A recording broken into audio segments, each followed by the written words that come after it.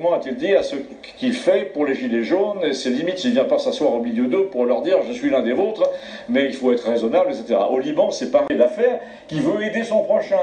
Il y a eu plusieurs réunions très cordiales dans un immeuble, et là nous sommes dans le côté je suis avec vous par altruisme, hein, j'ai un idéal, j'ai beau être chez Rothschild, j'ai la fibre sociale, et je comprends l'inquiétude des salariés. Ça c'est Judas qui embrasse Jésus, parce qu'ensuite, après l'une de ces réunions, l'un des salariés du Monde est revenu dans l'immeuble parce qu'il avait oublié son cartable, et qu'est-ce qu'il a vu? Ben, il a vu Macron sortir d'une autre réunion qui avait lieu dans la foulée, dans le même immeuble, avec Alain Minc, cette fois, à qui il est allé raconter la stratégie de ses concurrents un quart d'heure après.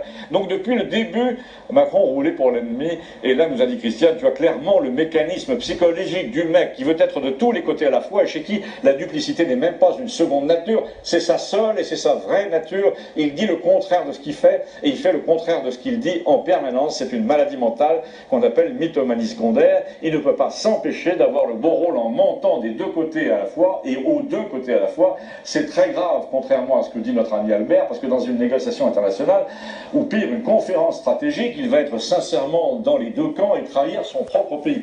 Son but, c'est d'être bien vu, il a un gros problème d'estime de soi, il faut donc qu'il séduise à tout prix, du coup il dit aux deux camps qu'il est avec eux. Même Macron a proposé ses services de négociateur et de financier à des salariés du Monde dont le journal allait être racheté. Il ne voulait pas d'une offre très défavorable dans leur opinion, qui émanait d'un groupe d'investisseurs mené par Alain Minc. Et ils avaient besoin de conseils pour résister. Alors Macron s'est présenté à eux, à ces salariés en détresse, là, comment un traître, il est programmé mentalement pour embrasser les gens qu'il va livrer à leurs ennemis, ou le complexe de Judas, qui se reproduit tout le temps dans sa vie et donc dans la nôtre. Ce que je veux dire, c'est que vous ne consentirez pas à réformer les retraites et la fonction publique, vous n'aurez pas l'aide internationale. Le parallèle, c'est quand il dit aux Français, si vous ne faites pas ce que l'Europe vous dit, sous-entendu par ma voix, parce que je suis la voix de l'Europe, eh bien vous n'aurez pas de facilité de trésorerie non plus, méfiez-vous.